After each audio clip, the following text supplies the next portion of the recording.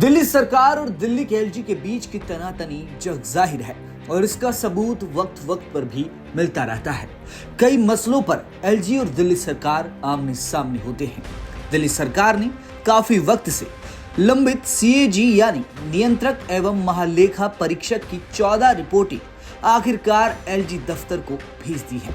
बता दें कि दिल्ली विधानसभा में नेता विपक्ष विजेंद्र गुप्ता ने हाई कोर्ट में याचिका कर दिल्ली सरकार को लंबित इन 14 कैग रिपोर्टों को दिल्ली विधानसभा के सदन पर रखने की मांग की थी।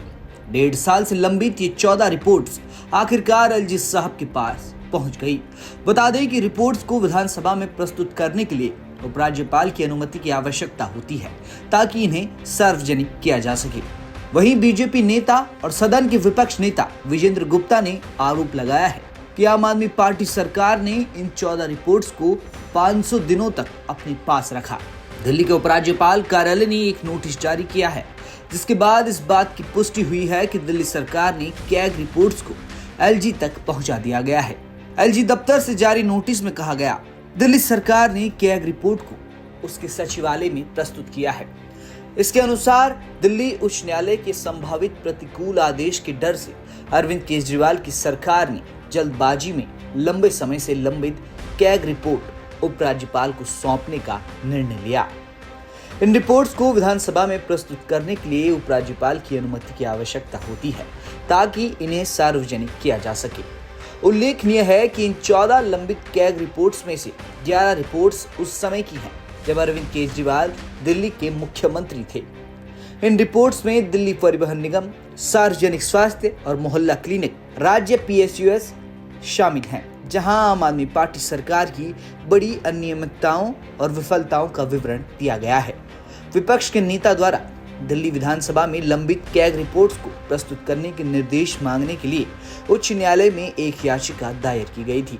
उसके जवाब में सरकार ने 11 दिसंबर 2024 को दोपहर 3:30 पर 12 रिपोर्ट्स और 12 दिसंबर 2024 को शाम 7:50 पर 2 रिपोर्ट्स उपराज्यपाल सचिवालय को भेजी, जिससे एक दिन पहले ही सुनवाई हो चुकी थी।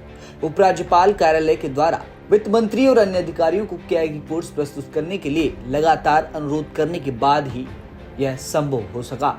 दिल्ली के वर्तमान वित्त मंत्री, जो अब मुख्यमंत्री की भूमिका भी निभा रही हैं, ने लंबित कैग रिपोर्ट्स 11 दिसंबर 2024 को जारी की और उपराज्यपाल कार्यालय को प्रेषित किया।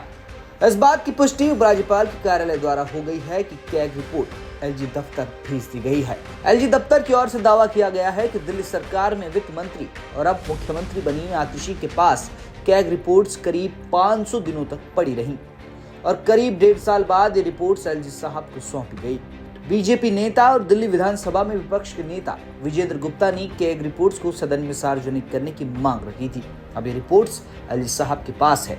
अब कब तक ये दिल्ली विधानसभा में पेश होंगी, ये देखना होगा। ब्यूरो रिपोर्ट, दिल्ली तक।